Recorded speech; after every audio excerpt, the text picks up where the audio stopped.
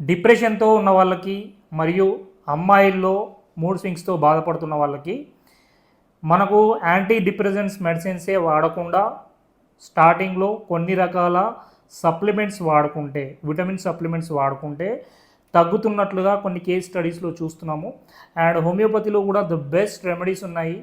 Like depression కానీ, mood swings కానీ, చికాకు, కోపము, ఆందోళన, ఒత్తిడి నుంచి బయటపడడానికి కొన్ని రకాల మెడిసిన్స్ ఉన్నాయి.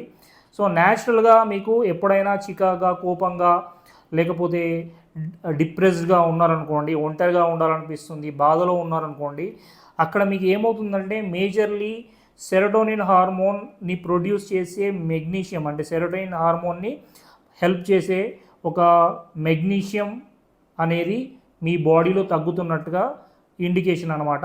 సో ఇక్కడ మీరు ఏం చేయాలి, న్యాచురల్గా అయితే విటమిన్ సప్లిమెంట్స్లో మెగ్నీషియం గ్లైసినేట్ అని చెప్పి దొరుకుతుంది. ఈ మెగ్నీషియం గ్లైసినేట్ మీకు 125 mg టు 300 mg అనేది ఒకసారి మీ డాక్టర్ని కలిసి మీకు ఎంత సూట్ అవుతుందో చూసుకొని డైలీ వన్స్ ఆర్ ట్వైస్ తీసుకుంటే వితిన్ 1 వీక్లో మీకు ఈ చికాకు, కోపము, మూడ్ స్వింగ్స్ ఇవన్నీ కూడా తగ్గుతూ ఉంటాయి. బికాస్ మీకు ఈ మెగ్నీషియం ఏం చేస్తుందంటే ఈ ఫీల్ గుడ్ హార్మోన్ అనమాట సెరోటోనిన్, దీన్ని ప్రొడ్యూస్ చేయడానికి హెల్ప్ చేస్తుంది.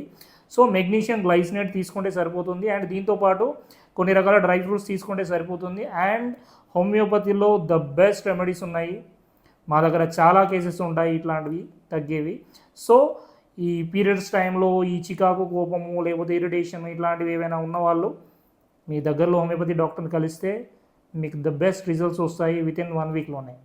సో ఎక్కువగా ఈ యాంటీ డిప్రెసెంట్ మెడిసిన్స్ కానీ లేకపోతే సెడేటివ్స్ కానీ ఎక్కువగా వాడకండి.